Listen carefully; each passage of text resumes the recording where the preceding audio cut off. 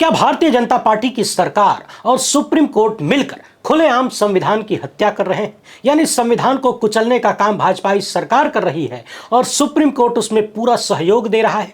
जी हां, यही सवाल आपके मन में भी उठेगा जब आप संविधान के प्रावधानों को देखेंगे, जब आप संविधान सभा में लोकसभा के स्पीकर और डिप्टी स्पीकर के पदों पर हुई चर्चा को सुनेंगे, जब पता चलेगा कि इन दोनों पदों के लिए डॉक्टर अंबेडकर और अन्य विद्वानों ने क्या क्या कहा था, इनकी इंपॉर्टेंस क्या बताई थी, और जब पता चलेगा कि किस तरीके से अमृतकाल में खुलेआम संवैधानिक प्रावधानों को किनारे लगा दिया गया है और सुप्रीम कोर्ट का भी भरपूर सहयोग है, तो आपको भी पूछना पड़ जाएगा कि क्या सत्ता और सुप्रीम कोर्ट मिलकर संविधान की हत्या कर रहे हैं? उसी संविधान की जो इन दोनों को शक्ति देता है, जो इन दोनों को अस्तित्व प्रदान करता है। आसान भाषा में कहें तो क्या बच्चे मिलकर लोकतंत्र की अम्मा का गला घोंट रहे हैं? विपक्ष ने लोकसभा में ओम बिरला के खिलाफ अविश्वास प्रस्ताव का नोटिस दिया है और इस अविश्वास प्रस्ताव के पीछे ओम बिरला की जिन हरकतों को बताया गया है उसे जरा ध्यान से सुनिएगा और डॉक्टर अंबेडकर ने जो कहा था उससे तुलना कीजिएगा।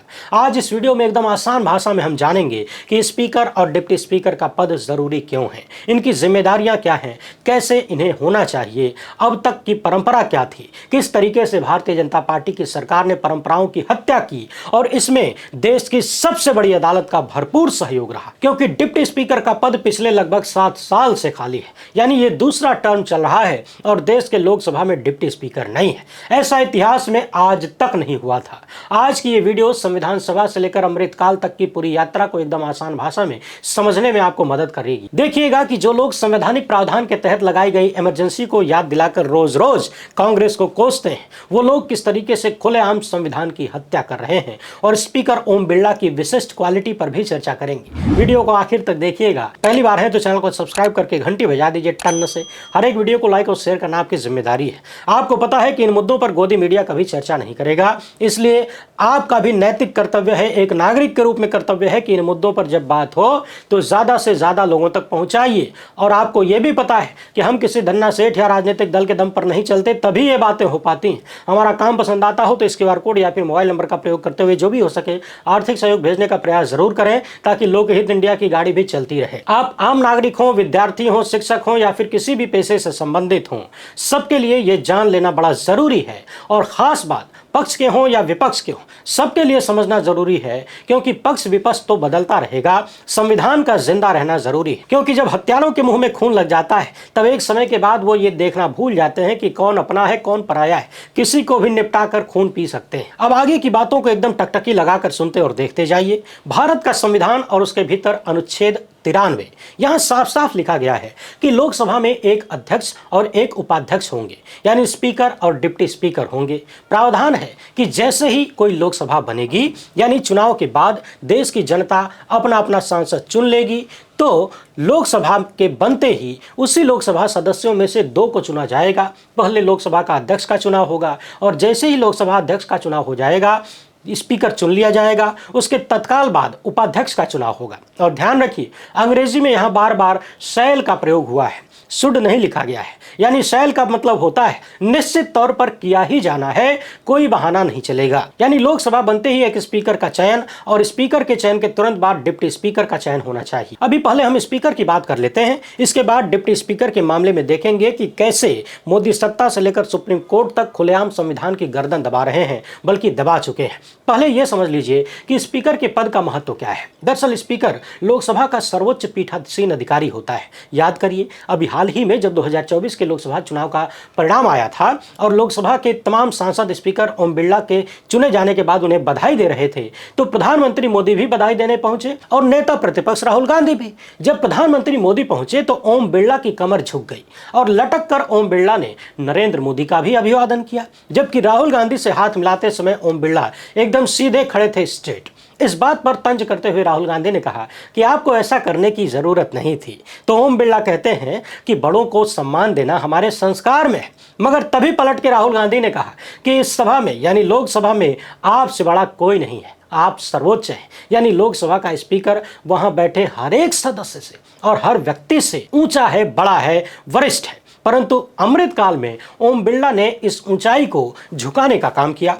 क्यों किया वो भी अभी थोड़ी देर में आपको पता चल जाएगा। अभी स्पीकर के पद का महत्व, उनकी जिम्मेदारियां समझिए और उनका कार्य क्या है ये समझिए। स्पीकर ही फैसला करते हैं कि सदन कैसे चलेगा, कौन बोलेगा और नियमों का पालन होगा या नहीं। स्पीकर का काम होता है एकदम निष्पक्ष होना, सरकार और विपक्ष दोनों के बीच संतुलन बनाना, बिना किसी भेदभाव के। स्पीकर ही बहस के स्तर, सांसदों या विधायकों की कार्यवाही, सदन की गरिमा, इन सब को तय करते हैं। आप यहाँ विधानसभा को भी याद कर सकते हैं। कहा जाता है कि लोकतंत्र में स्पीकर सदन का रेफरी या अंपायर होता है, यही नियम लागू करता है। स्पीकर ही सदन की बैठक की अध्यक्षता करता है, वही तय करता है कि कौन सदस्य बोलेगा, कितने देर तक बोलेगा, कौन नहीं बोलेगा, बहस कब खत्म होगी, कोई हंगामा होगा, व्यवधान होगा तो स्पीकर ही व्यवस्था को संभालेगा।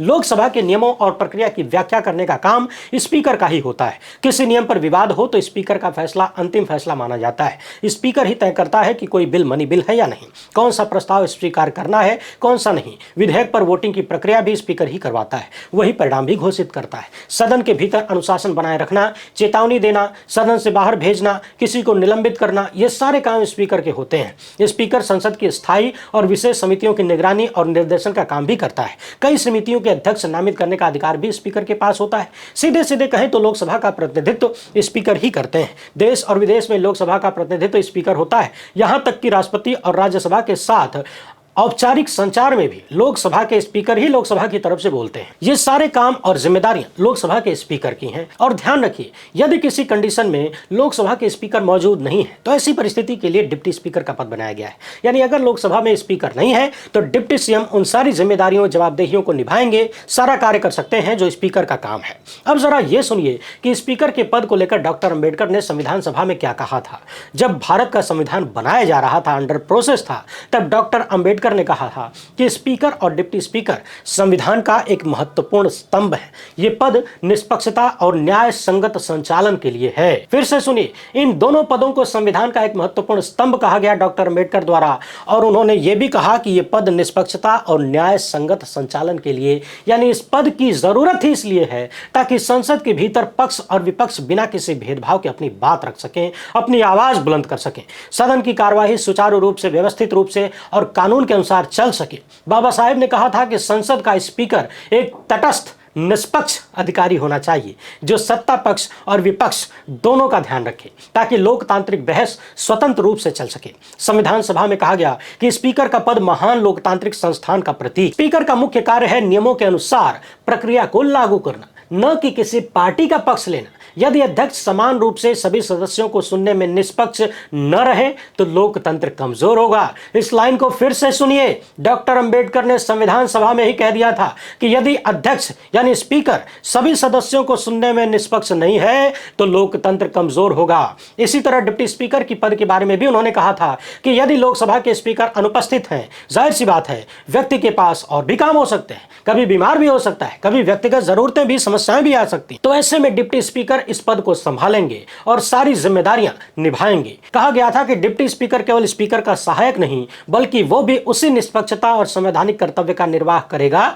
लेकिन तब जब स्पीकर अवकाश पर है यानी छुट्टी पर है, मौजूद नहीं है। यानी लोकसभा में इन दोनों पदों का काम यह है कि तमाम सदस्य अपनी बात नियमों के अनुसार सही ढंग से संसद के भीतर रख सके, किसी के साथ कोई भेदभाव न हो, कोई पक्षपात न हो, ताकि लोकतंत्र बना रहे। अब आ जाइए, अभी विपक्ष ने लोकसभा के स्पीकर ओम बिरला के खिलाफ जो अविश्वास प्रस्ताव लाया है यानी नोटिस दिया है और इन पर कौन कौन से आरोप लगाए हैं उसको सुनिए। मगर उसे सुनने से पहले याद करिए कि अब तक का इतिहास ये था कि किसी की भी सरकार हो, सबने स्पीकर और डिप्टी स्पीकर के पद पर उन लोगों को बिठाया जिनका लंबा अनुभव हो। कोई 6 बार, कोई 7 बार, कोई 8 बार, कोई 9 बार का सांसद विधायक हो, तभी उस पद पर बिठाया जाता था। यानी जितना अनुभवी आदमी होगा उतने अच्छे से संसद के भीतर लोकतांत्रिक मूल्यों को बनाए रखेगा, उसे चीजों की जानकारी होगी, नियमों कानूनों की जानकारी होगी, भेदभाव नहीं करेगा, बदमाशी नहीं करेगा, भाषा पर, अपनी भावनाओं पर कंट्रोल रखेगा। भारत के लोकसभा अध्यक्षों की लिस्ट अगर हम देखें तो पहले अध्यक्ष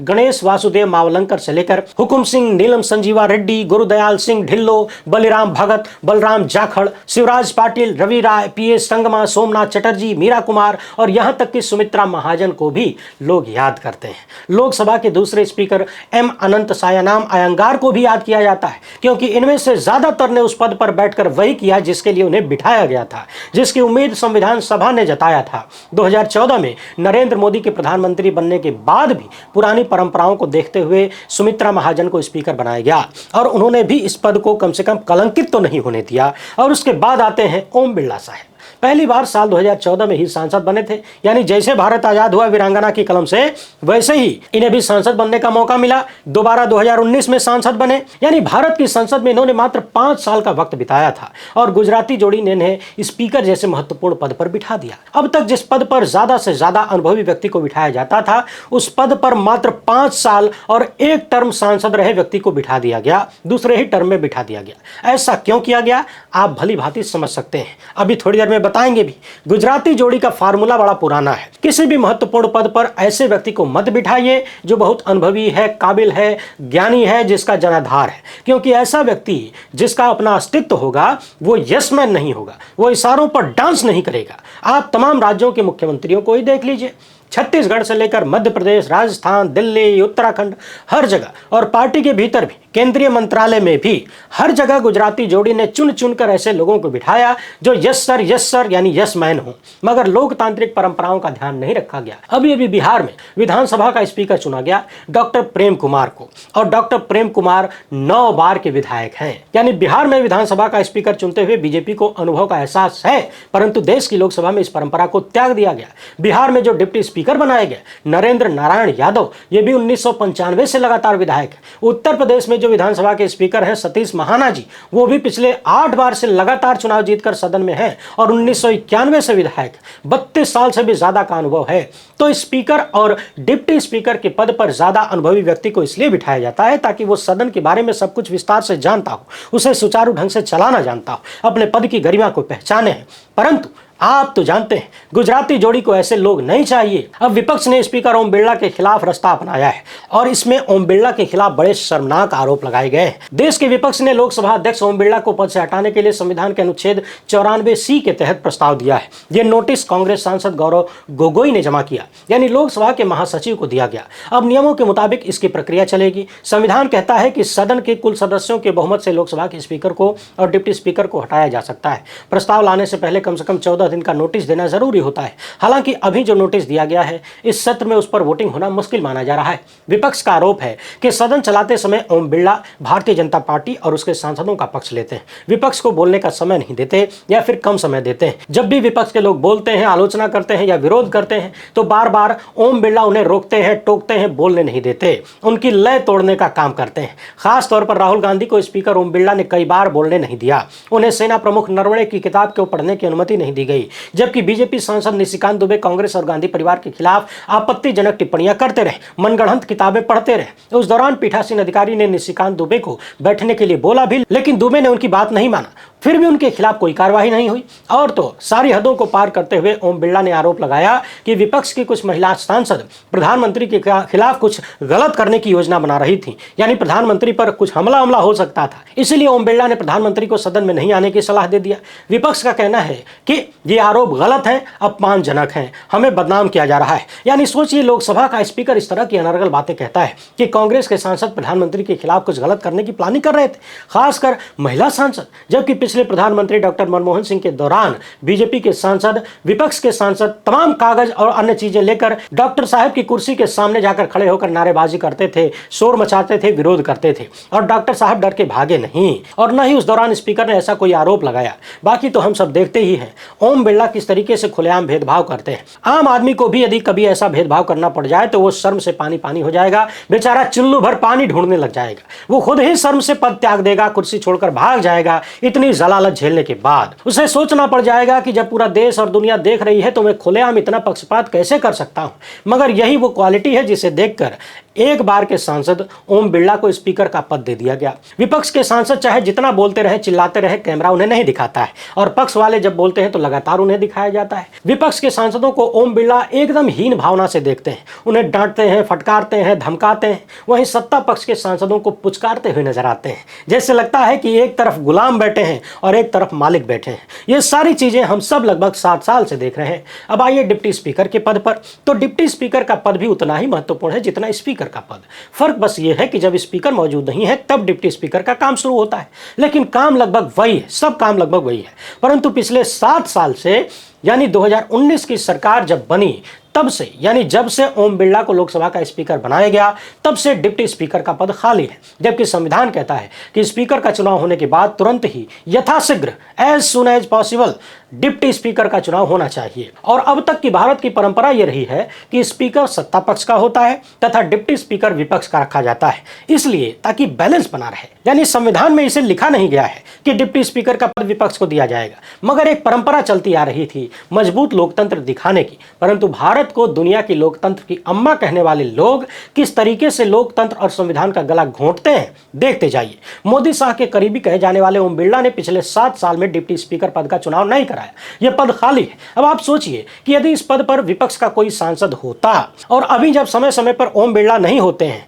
अन्य सांसदों को पीठासीन अधिकारी बना दिया जाता है, तो उनकी जगह पर डिप्टी स्पीकर होता और विपक्ष का डिप्टी स्पीकर विपक्ष के सांसदों को बोलने देता, भेदभाव नहीं करता जितना ओम बिरला करते हैं। राहुल गांधी अपनी बात कह पाते, विपक्ष के तमाम सांसद कह पाते, निशिकांत दुबे जैसे झूठे सांसद को झूठ बोलने से रोका जाता। तो ये सारी चीजें न हो, विपक्ष कमजोर रहे, सत्ता पक्ष हावी रहे, शायद इसीलिए डिप्टी स्पीकर के पद को पिछले 7 साल से खाली रखा गया है। अब ये साजिशें तो सत्ता कर सकती है और सत्ता ने ही किया है। 19 जून 2019 से यह पद खाली है। 17वीं लोकसभा पूरी खत्म हो गई, 18वीं लोकसभा में भी लगभग 2 साल पूरा होने वाला है, लेकिन डिप्टी स्पीकर का पद खाली है। इस मामले को लेकर साल 2023 में ही सुप्रीम कोर्ट में याचिका दायर हुई। इस याचिका पर उस वक्त के chief justice DY Chandrachud, justice PS Narasimha और जस्टिस जेबी पारदीवाला सुनवाई कर रहे थे। उस वक्त न सिर्फ देश की लोकसभा में बल्कि कई राज्य विधानसभाओं में भी डिप्टी स्पीकर के पद खाली थे। सुप्रीम कोर्ट ने इस मामले को बहुत ही महत्वपूर्ण और जरूरी मानते हुए केंद्र और राज्य सरकारों से भी जवाब मांगा। सुप्रीम कोर्ट ने भी इसे बहुत महत्वपूर्ण माना था, लेकिन 2023 से लेकर अब 2026 आ गया, यानी चौथा साल चल रहा है। अब तक सुप्रीम कोर्ट ने कुछ भी फैसला नहीं किया, यानी संविधान की व्याख्या नहीं की। अब आप गिनती करिए, डीवाई चंद्रचूड़ के बाद चौथे चीफ जस्टिस आकर बैठे हैं। खन्ना साहब आए, गवई साहब आए, आके सब चले गए। अब सूर्यकांत साहब बैठे हैं, मगर किसी को नहीं दिख रहा है कि किस तरीके से संवैधानिक प्रावधानों का उल्लंघन हो रहा है। जिस संविधान ने इन लोगों को ताकत दी है, उसी संविधान को ये लोग चुपचाप मरते हुए देख रहे हैं, या फिर कहिए कि मारने में सहयोग कर रहे हैं। वरना सोचिए, जिस सुप्रीम कोर्ट का काम है संविधान की व्याख्या करना, 2023 से लेकर अब तक वो सुप्रीम कोर्ट इस बात की व्याख्या नहीं कर पाया और केंद्र सरकार को नहीं कह पाया कि लोकसभा में डिप्टी स्पीकर का चुनाव कराइए, स्पीकर को नहीं कह पाया कि डिप्टी स्पीकर का चुनाव कराइए। कुछ लोगों को लग सकता है कि आमतौर पर संसद के अंदर के मामलों पर कोर्ट हस्तक्षेप नहीं करता, मगर सवाल यह है कि क्या यह संसद के भीतर का मामला है? और यह तो संवैधानिक प्रावधान का मामला है। भारत का संविधान कहता है कि लोकसभा के गठन के तुरंत बाद एक स्पीकर होना चाहिए और स्पीकर के चुनाव के तुरंत बाद डिप्टी स्पीकर का चुनाव होना चाहिए। हाँ, उसमें समय सीमा नहीं लिखी है, यह नहीं लिखा है कि 2 दिन में कि 4 दिन में कि 10 दिन में, लेकिन यथाशीघ्र है, अवश्य कराना चाहिए, लिखा है, शैल लिखा है। समय सीमा नहीं लिखने का मतलब यह थोड़ी होता है कि पूरा का पूरा कार्यकाल ही निपटा दीजिए, दूसरा कार्यकाल आ जाए, 7 साल बीत जाए और आप डिप्टी स्पीकर के पद को खाली रखें। यह बहुत ही बड़ा संवैधानिक सवाल है और देश के सबसे बड़ी अदालत इस मामले पर खट्टी टॉफी खाकर बैठ जाती है। चीफ जस्टिस को भाजपाई नेताओं के घर हलवा पूड़ी खाने से फुर्सत नहीं मिल रही है। तमाम संवैधानिक सवालों को, लोकतांत्रिक सवालों को दबाकर बैठ जाते हैं। बात चुनाव आयुक्तों की नियुक्ति की हो, चुनाव में हेराफेरी की हो या फिर SIR की, हर मामले पर खामोशी। महाराष्ट्र में ही पार्टियों को तोड़ने, सरकार गिराने के मामले को याद करिए। पूर्व चीफ जस्टिस चंद्रचूड़ ने लगातार इस मामले को टाला और तब तक टाला जब तक कि भाजपा ने सारी गोटियां सेट नहीं कर ली और भाजपा की मदद हुई। सवाल यह है कि क्या डिप्टी स्पीकर के पद को लेकर भी सुप्रीम कोर्ट भाजपाई सत्ता की मदद नहीं कर रहा है? क्या उनके लिए भारत का संविधान छोटा हो गया है, गुजराती जोड़ी बड़ी हो गई है? कांग्रेस के अध्यक्ष ने प्रधानमंत्री तक को पत्र लिखा, कहा कि स्वतंत्र भारत के इतिहास में यह पहली बार है कि डिप्टी स्पीकर का पद 2 लोकसभा में लगातार खाली रहा है। यह संविधान के मूल सिद्धांतों का उल्लंघन है और लोकतंत्र के लिए अच्छा नहीं है। मगर लोकतंत्र के अम्मा के दुलारे को तनिक भी शर्म नहीं आई। आज तक इस पद को खाली रखा गया है सिर्फ और सिर्फ इसलिए ताकि लोकसभा में विपक्ष कमजोर रहे, विपक्ष को बोलने न दिया जाए, विपक्ष कुछ बोल न पाए, क्योंकि विपक्ष को बोलने में रोकने टोकने के लिए ओम बिरला जैसे व्यक्ति को बिठाना जरूरी है जो बेशर्मी की पराकाष्ठा पर चढ़ा हुआ हो। और यदि डिप्टी स्पीकर के पद पर भी अपने आदमी को बिठाएंगे तो भी परंपराओं का उल्लंघन हो जाएगा। इससे बढ़िया पद को खाली रखो और इस पद को खाली रखने में सबसे बड़ा सहयोगी देश का सुप्रीम कोर्ट बना हुआ है। ऐसा तो नहीं है कि यहाँ लोकसभा में किसी द्वारा कही गई किसी बात को चैलेंज किया गया है। यहाँ तो संवैधानिक प्रावधान को लागू कराने की बात है और संवैधानिक प्रावधान का यदि उल्लंघन कहीं होता है तो उसके लिए सुप्रीम कोर्ट है और उसकी जिम्मेदारी है कि संविधान लागू कराए, तो क्या मान लिया जाए कि अमृतकाल में हमारे संविधान निर्माताओं ने लोकतंत्र का जो सपना देखा था, जो सोचकर सुप्रीम कोर्ट को संविधान की व्याख्या करने का अधिकार दिया था, वो सब कुछ खत्म हो चुका है? डॉक्टर अंबेडकर ने जो स्पीकर और डिप्टी स्पीकर के लिए कहा था, उन सब की बलि चढ़ा दी गई है और बाकायदा सुप्रीम कोर्ट द्वारा भी चढ़ा दी गई है। आपको याद दिला दें कि लोकसभा के स्पीकर थे सोमनाथ चटर्जी। इनकी अपनी ही पार्टी से कोई विवाद हुआ। 9 बार के एमपी थे। साल 2004 से 9 तक इन्होंने स्पीकर का पद संभाला। कांग्रेस यानी यूपीए की सरकार थी। इनकी पार्टी ने संभवतः इनसे पद छोड़ने के लिए कहा तो इन्होंने साफ साफ कह दिया कि पार्टी से बड़ा है ये पद, यानी स्पीकर का पद किसी पार्टी का और उसके सांसद से बड़ा है, किसी पार्टी का नहीं है। तो कुल मिलाकर सवाल विपक्ष से भी है कि 7 साल से डिप्टी स्पीकर का पद खाली है, आप लोग क्या कर रहे हैं? क्या आज भी आपको गुजराती जोड़ी का चरित्र समझ में नहीं आया? क्या कांग्रेस के अध्यक्ष प्रधानमंत्री को लेटर लिखकर किसी बात के लिए मनवा सकते हैं? क्या भारत के प्रधानमंत्री को मालूम नहीं है कि डिप्टी स्पीकर का पद खाली नहीं होना चाहिए? आपको बता दें कि एक बार साल 1997-98 के दौरान कुछ दिनों के लिए यह पद खाली था डिप्टी स्पीकर वाला, और इसके बाद 269 दिनों के लिए 1998-99 के दौर में खाली था, यानी 12वीं लोकसभा में। मगर उसके पीछे कुछ अन्य कारण थे, ऐसी बदमाशी नहीं थी। परंतु मोदी शासन के आने के बाद इतिहास बन गया। लगातार 7 साल तक ये पद खाली है, जबकि भारत का संविधान कहता है कि यथाशीघ्र एज सून एज में भी अध्यक्ष और उपाध्यक्ष का चुनाव हो जाना चाहिए। हम लगातार सुनते आते थे कि स्पीकर बने और उसके अगले दिन ही डिप्टी स्पीकर का चुनाव हो गया। मगर अमृतकाल में यदि लोकतांत्रिक प्रक्रियाएं अपने ढंग से चलती रहें तो काहे का अमृतकाल? सवाल यह है कि देश का विपक्ष अब तक डिप्टी स्पीकर क्यों नहीं ले सका, चुनाव क्यों नहीं करवा सका? बदमाशी सिर्फ सत्ता पक्ष की नहीं है, इसमें विपक्ष की कमजोरी भी नजर आती है। जब भी लोकसभा में स्पीकर ओम बिरला नहीं होते हैं या फिर होते भी हैं तो क्यों नहीं पूरा विपक्ष वहीं धरने पर बैठ जाए कि लोकसभा में स्पीकर का चुनाव कराइए? ये मजाक थोड़ी है। ये देश, इस देश का लोकतंत्र संविधान किसी की बपौती नहीं है कि उनकी मर्जी से उनके ढंग से चलाएगा। संविधान ने ही लोकसभा, राज्यसभा, राष्ट्रपति, प्रधानमंत्री सबको ताकत दिया है और उसी संविधान ने कहा है कि सुप्रीम कोर्ट संविधान की व्याख्या करेगा। कहीं भी कोई संवैधानिक प्रश्न आएगा तो सुप्रीम कोर्ट उसे सुलझाएगा। और यहां देखिए खुलेआम सत्ता और सुप्रीम कोर्ट के मेलजोल से किस तरीके से मोदी शाह के लिए अमृतकाल चलाया जा रहा है, ताकि ये लोग लोकसभा को अपने डंडे से, अपने तरीके से हाँक सकें और विपक्ष यानी देश की जनता की आवाज को दबा सकें। वैसे आप इस मामले पर क्या सोचते हैं? अपनी राय कमेंट बॉक्स में जरूर लिखिएगा। वीडियो पसंद आए तो ज्यादा लोगों तक पहुंचाएं। पहली बार है तो चैनल को सब्सक्राइब कर लीजिए। हमसे जुड़ने के लिए बहुत बहुत धन्यवाद।